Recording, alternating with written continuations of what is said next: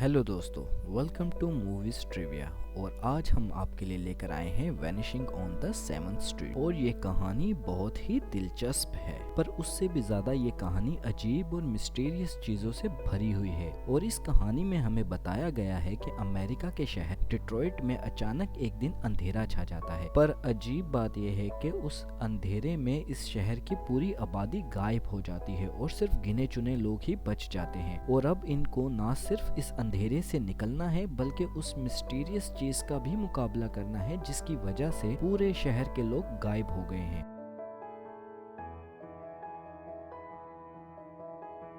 कहानी की शुरुआत होती है और कुछ लोग थिएटर में बैठे मूवी एंजॉय कर रहे हैं, और दूसरी तरफ पॉल जो सिनेमा का प्रोजेक्शनिस्ट है और वो कंट्रोल रूम में प्रोजेक्शन को कंट्रोल कर रहा है। उसने माथे पे हेडलैम्प पहना हुआ है जो उसे थिएटर के अंधेरे में देखने और आने जाने में मदद करता है। देखा जाए तो पॉल भी एक इंटरेस्टिंग कैरेक्टर है जो बुक रीडिंग को बहुत सीरियस लेता है और पक्का किताबी कीड़ा है। पॉल ने तो अपनी आदत ही बना ली थी काम के वक्त बुक रीडिंग करना, और आजकल वो एक किताब पढ़ रहा है जिसका नाम लॉस्ट कॉलोनी ऑफ रोनाक है, जिसका टॉपिक ये था कि पूरे शहर के लोग अचानक गायब हो जाते हैं।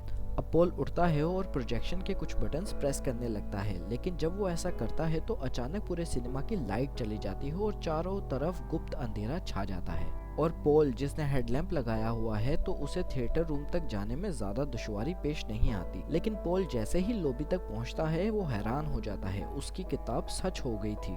जो सिनेमा हॉल कुछ लम्हों पहले पूरा भरा हुआ था वो अचानक खाली हो जाता है और उसे कोई नजर नहीं आ रहा होता सिवाय लोगों के कपड़ों के जो इधर उधर बिखरे हुए थे। वो भागता हुआ हॉलवे तक जाता है अपने साथी कोवर्कर्स को आवाज लगाता हुआ। फिर उसे एक गार्ड मिलता है जिसके हाथ में टॉर्च लाइट है, और वो भी उतना ही कंफ्यूज्ड और हैरान है जितना हमारा किताबी कीड़ा पॉल है। अब ये दोनों इधर उधर लोगों को ढूंढने की कोशिश कर रहे हैं। तभी गार्ड किसी को नोटिस करता है हॉल के कॉर्नर पर, लेकिन जब गार्ड उसकी तरफ दबे पांव आगे बढ़ता है तो उसकी टॉर्च बंद हो जाती है। और जब पॉल उसकी तरफ मुड़कर देखता है तो गार्ड भी अचानक गायब हो गया था, और अब उसके कपड़ों और टॉर्च के अलावा और कुछ नहीं बचा था। और दूसरी तरफ किसी हॉस्पिटल में एक नर्स जिसका नाम रोजमेरी है वो भी सेम सिचुएशन से जूझ रही है। उधर भी गुप्त अंधेरा है और आसपास कोई नजर नहीं आ रहा। वो भी पूरे हॉस्पिटल में टॉर्च लेके घूम रही है और उसे भी कोई नहीं मिलता। लेकिन फिर वो ऑपरेशन रूम में जाती है जहाँ एक मरीज बेड पर लेटा हुआ है जिसकी बॉडी कटी हुई है, और ऐसा महसूस हो रहा है जैसे डॉक्टर्स इसको बीच ऑपरेशन छोड़कर चले गए हों। और फिर अचानक से ऑपरेशन रूम की भी लाइट चली जाती है, और जब रोजमेरी टॉर्च से बेड पे देखती है तो मरीज भी गायब हो गया होता है। ये मंजर देखकर रोजमेरी के तोते उड़ जाते हैं। वो बहुत डर जाती है और फिर वो अपनी बेटी को ढूंढने लग जाती है जिसका नाम मैनी है। और फिर अगली सुबह एक रिपोर्टर जिसका नाम ल्यूक राइडर है अपनी नींद से जागता है तो देखता है उसकी पार्टनर अभी तक घर नहीं आई। वो अपने बेड की साइड पे जले हुए कैंडल्स को बुझाता है, जो एक रीजन हो सकता है वो अब तक बाकियों की तरह गायब नहीं हुआ। ल्यूक अपने फोन को देखता है जिसकी बैटरी डेड हो गई है और घर की पावर भी कट है। खैर वो ये सारी चीजें नजरअंदाज करता है और जल्दी से रेडी होता है अपने ऑफिस के लिए और बिल्डिंग के बाहर निकलता है, लेकिन हैरानगी के सिवा उसे सड़कों पे और कुछ नहीं मिलता। जगह जगह खुली हुई गाड़ियों, लोगों के कपड़े, चश्मे वगैरह वगैरह पड़े हुए हैं। लेकिन तभी इसके पीछे एक प्लेन क्रैश हो जाता है। अब इसको समझ नहीं आती कि वो करे क्या। कोई इंसान नजर नहीं आ रहा उसको कहीं पे भी। वो अपने काम पे भागता है जहाँ पे भी सेम सिचुएशन है, ना कोई इंसान है, ना बिजली, ना फोन। और अब वो अपने ऑफिस में अपनी और अपनी गर्लफ्रेंड की पिक्चर देख रहा होता है। तभी उसे महसूस होता है कि शायद बाहर कोई है, और वो जैसे ही बाहर की तरफ जाता है जिस तस्वीर को वो देख रहा था उस पे भी अंधेरा छा जाता है। कहानी आगे बढ़ती है और अब 72 घंटे गुजर चुके हैं सब लोगों को गायब हुए। ल्यूक जो सड़क पे एक गाड़ी को स्टार्ट करने की कोशिश कर रहा है, लेकिन अचानक से कार के विंडो पे कोई आदमी दस्तक देता है और इससे हेल्प मांगता है। ल्यूक उस आदमी की मदद करने के बजाय गाड़ी के दरवाजे लॉक कर लेता है और उस आदमी के पास बेबसी के सिवाय और कुछ नहीं होता। और फिर उस आदमी का लाइटर भी जलना बंद कर देता है और फिर फौरन ही उसको एक शैडो गायब कर देता है। उस आदमी को गायब होते देखने के बाद ल्यूक फिर से गाड़ी ढूंढने लग जाता है जो चले भी। एक बच्ची हाथों में टॉर्च लाइट पकड़े दूर से ल्यूक की सारी हरकतों को देख रही है, पर ल्यूक ने अभी तक उसको नोटिस नहीं किया। ल्यूक भागता भागता एक गाड़ी के पास आता है जिसकी हेडलाइट्स तो काम कर रही हैं, लेकिन गाड़ी काम नहीं कर रही। और गाड़ी ढूंढते ढूंढते फाइनली ल्यूक की नजर एक पब पे पड़ती है जो रोशन होता है। वहाँ की लाइट्स अभी तक चल रही हैं। वो फौरन से पब के अंदर दाखिल होता है, लेकिन वहाँ पे भी खाली कपड़ों के कोई नहीं होता।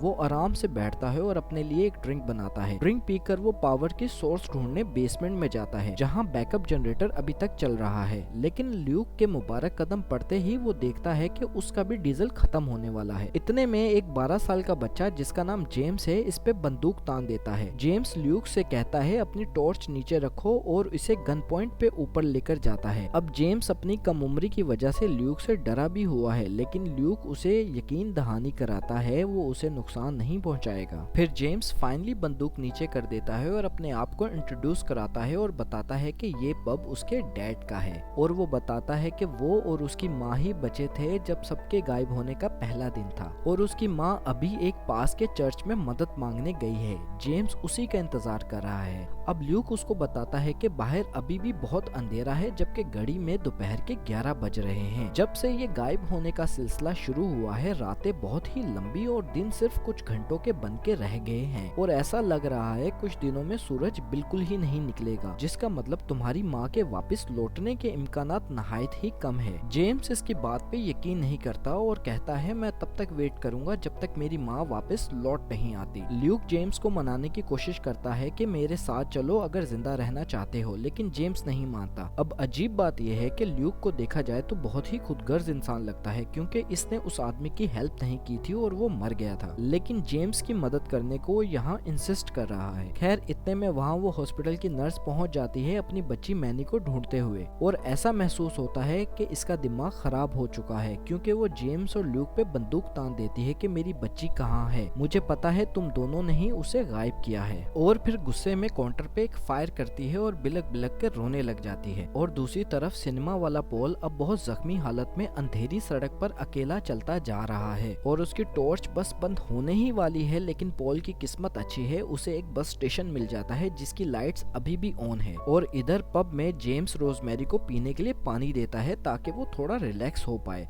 फिर वो बताती है कि वो अपनी 9 महीने की बच्ची को ढूंढ रही है जिसका नाम मैनी है। कहानी फिर थोड़ी फ्लैशबैक में जाती है, जहां रोजमेरी अपनी बिजी ड्यूटी से स्मोक ब्रेक लेकर बाहर आती है। तभी अचानक लाइट आउट हो जाती है और इसे जोरदार कार एक्सीडेंट की आवाज आती है, लेकिन वो गायब नहीं होती क्योंकि इसका लाइटर ऑन होता है, मतलब इस पे रोशनी होती है। वो किसी तरह अपनी रात गुजारती है और सुबह होते ही अपने घर के लिए भागती है, जहाँ पहुँचकर वो अपनी बेबी का रूम देखती है, लेकिन इसकी बच्ची गायब हो चुकी होती है।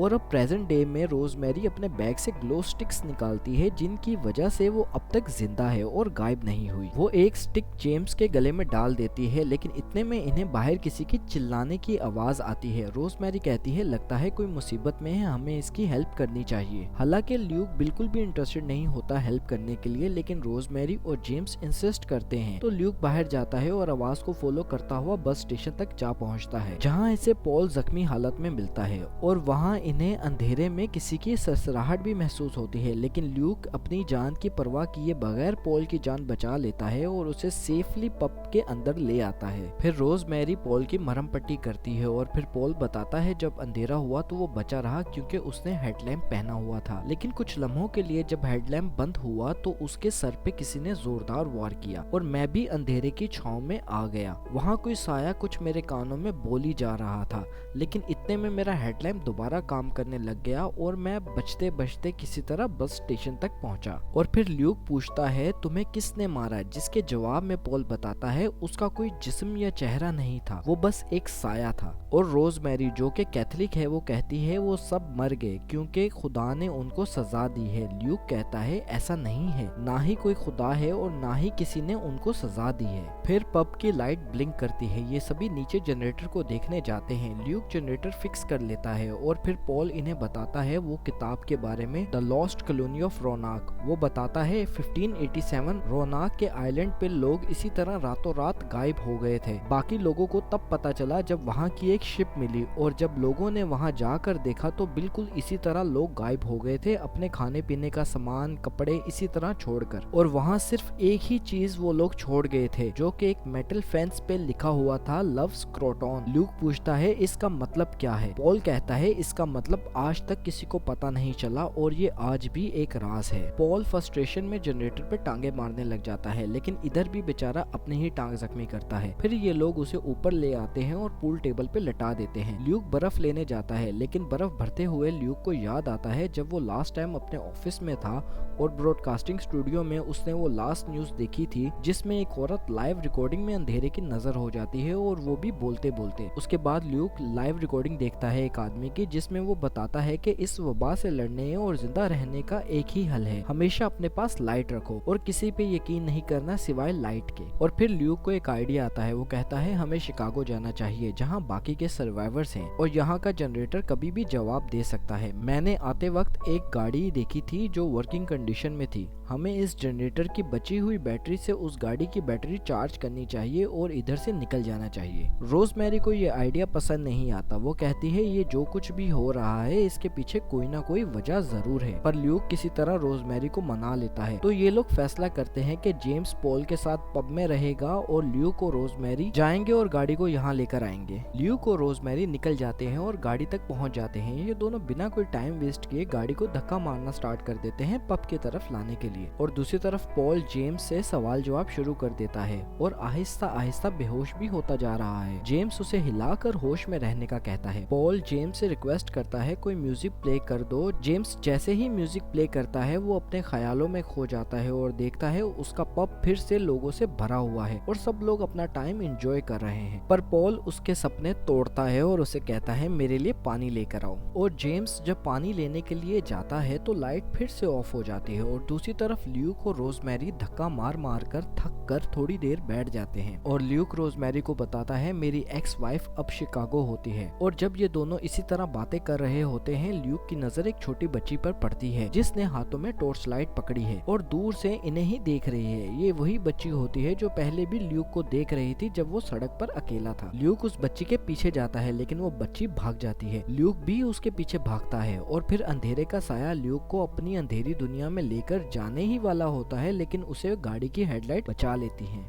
और इधर पॉल जेम्स के पीछे आता है लेकिन जेम्स गायब हो चुका है और उसके कपड़े भी सिंक के सामने ही पड़े हैं। पॉल बेसमेंट की तरफ जाता है जहां उसे एक दरवाजा दिखता है जिससे वो अंडरग्राउंड तहखाने में चला जाता है। जेम्स को ढूंढता ढूंढता वो तहखाने के आखिर तक पहुंच जाता है। तहखाने की लाइट एक एक करके खुद से बंद होने लग जाती है और पॉल भी अंधेरे का शिकार हो ही जाता है। पर हकीकत में ये पॉल का सपना होता है क्योंकि लाइट जब वापस आती है तो पॉल के कपड़े पूल टेबल पे ही पड़े हुए होते हैं और वो बेहोशी में ही था जब वो अंधेरी दुनिया में खो गया। जेम्स जल्दी से वापस आता है तो देखता है पॉल चला गया है। और दूसरी तरफ ल्यूक और रोजमेरी की टॉर्च धीमी हो गई थी और गाड़ी की हेडलाइट भी कम हो गई थी। उसकी बैटरी ऑलमोस्ट डेड थी। तो वो दोनों करीब में ही एक हॉस्पिटल में चले जाते हैं किसी भी तरह की लाइट को ढूंढने। वहाँ पहुंचकर उनको माचिस मिलती है जिससे वो मिसाल जलाते हैं। फिर रोजमेरी को एक बच्ची के रोने की आवाज सुनाई देती है तो वो सड़क पर देखती है तो स्ट्रीट लाइट के नीचे एक स्ट्रोलर पड़ा है और आसपास कोई नहीं है, लेकिन ये वही अंधेरे साए की साजिश होती है। और जैसे ही रोजमेरी उस स्ट्रोलर के पास पहुंचती है बिना किसी लाइट के तो वहाँ कुछ नहीं होता। ये सिर्फ रोजमेरी का वहम होता है और वो भी अंधेरे साए का शिकार हो जाती है। ल्यूक जो अब अकेला रह जाता है वो किसी तरह गाड़ी को पब तक अकेला ही ले आता है और जेम्स से मिलता है। ल्यूक जनरेटर को यूज करता है गाड़ी को स्टार्ट करने के लिए। गाड़ी स्टार्ट हो जाती है और ये दोनों गाड़ी में बैठकर वहाँ से निकल जाते हैं। लेकिन वो कुछ ही दूर जाते हैं तो उनका एक्सीडेंट हो जाता है और इत्तेफाक की बात यह है कि वो भी चर्च के बिल्कुल सामने। और जेम्स जिद करता है कि मुझे चर्च के अंदर जाना है अपनी माँ को ढूंढने। ल्यूक उसे बहुत मना करता है लेकिन जेम्स उसे नजरअंदाज किए चर्च के अंदर चला जाता है। तभी ल्यूक की नजर एक रोड साइन पर पड़ती है जिस पे लिखा था क्रोटॉन, बिल्कुल वैसे ही जैसे पॉल की किताब में लिखा था। और ल्यूक जल्दी से जेम्स को बचाने चर्च में घुस आता है। ल्यूक बहुत ही अच्छे टाइम पे आया था क्योंकि अंधेरा साया जेम्स की जान लेने ही वाला था। ल्यूक जेम्स से फिर कहता है जल्दी से गाड़ी में बैठो, लेकिन जेम्स उसे इग्नोर कर देता है और कहता है मेरी माँ आसपास ही है, उसने मुझे आवाज दी है। लेकिन इतने में गाड़ी की हेडलाइट भी बंद हो जाती है और ल्यूक भी मर जाता है। जेम्स फिर चर्च की कैंडल्स के बीच में बैठ जाता है और सरवाइव कर जाता है। और अगले दिन सूरज निकलता है और वो छोटी बच्ची जेम्स के पास चर्च आ पहुंचती है और खुद को ब्रियाना के नाम से इंट्रोड्यूस कराती है। फिर ये दोनों चर्च के बाहर आते हैं तो इनको सड़क के बीचों बीच एक घोड़ा नजर आता है। ये दोनों उस पर सवार हो जाते हैं और ये अनोखी कहानी अपने साथ कई सवाल लिए इधर खत्म हो जाती है। आई होप आप सभी को ये कहानी पसंद आई होगी। Please subscribe to my channel for more videos.